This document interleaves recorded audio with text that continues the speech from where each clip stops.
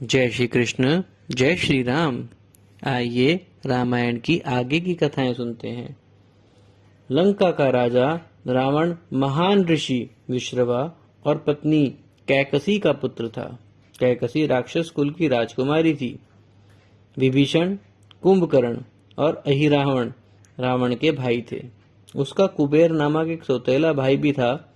पहले कुबेर ही लंका का राजा था। सोने की चमचमाती हुई लंका में खूबसूरत उद्यान थे। उनके चारों ओर बड़े बड़े दुर्ग थे। कहते हैं कि देवताओं के शिल्पकार विश्वकर्मा ने लंका का निर्माण किया था। रावण अपने सौतेले भाई कुबेर से ईर्ष्या करता था। वह धन और राजगद्दी दोनों ही चाहता था। रावण ने बलपूर्वक कुबेर से लंका हथिया ली थी। धन देव कुबेर दयालु थे। उन्होंने अपने भाई से लंका वापस लेने की इच्छा नहीं रखी। रावण शासक के रूप में लंका पर शासन करने लगा। अपनी शक्ति के जोर पर उसने कई युद्ध किए, मानव, दानव और देवताओं पर विजय प्राप्त की। उसके द्वीप की विशाल पर्वत श्रृंखला त्रिकुटा पर्वत के नाम से जाना जाती थी। रावण की राजधानी लंकापुरी उसी पर ही स्थित थी। रावण का दुर्ग भी बीच में था, जिसमें बहुत सारे महल थे। ब्रह्मा जी को प्रसन्न करने के लिए रावण ने एक बार कई वर्षों तक घोर तपस्या की। अंततः जब ब्रह्मा जी प्रसन्न नहीं हुए तो उसने अपने ही शीश की बलि देने का निश्चय किया। रावण जानता था ऐसा करने से उसे कोई क्षति नहीं होगी। उसे एक विशेष शक्ति प्राप्त थी कि यदि उसका शीश कटेगा तो पुनः नया शीश आ जाएगा। रावण ने ब्रह्मा जी को प्रसन्न करने के लिए यह क्रिया कई बार दोहराई। अंततः ब्रह्मा जी रावण के समर्पण से प्रसन्न होकर उसके समक्ष प्रकट हुए और उसे एक जगह 10 शीश वाला होने का आशीर्वाद दिया।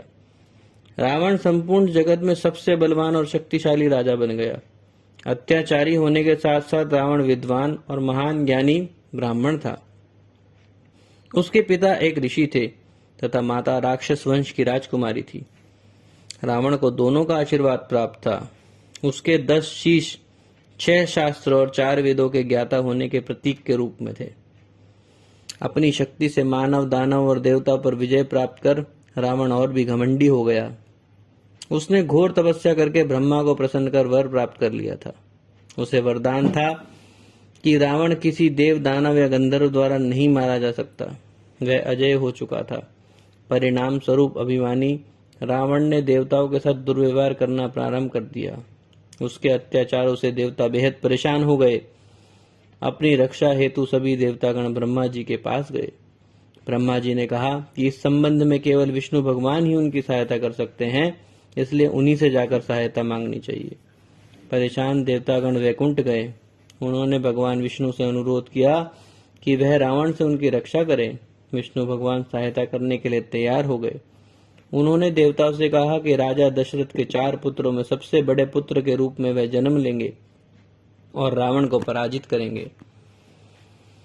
देवतागण अत्यंत प्रसन्न हुए और राम के रूप में विष्णु भगवान के जन्म की प्रतीक्षा करने लगे। युद्ध में राक्षस भाइयों खर और दूषण के मारे जाने के बाद शूर्पणखा रोती बिलखती हुई लंका अपने भाई रावण के पास गई। उसके साथ अकंपन नामक राक्षस भी था। राम और लक्ष्मण से हुए युद्ध में मात्र वही जीवित बचा था। रावण अपनी छोटी बहन शूर्पणखा को बहुत प्यार करता था। अपनी बहन का रोना सुनकर वह बहुत क्रोधित हुआ। उसी समय उसने राम लक्ष्मण से बदला लेने की प्रतिज्ञा कर ली। उसने राम की पत्नी सीता के अपहरण की योजना बनाई।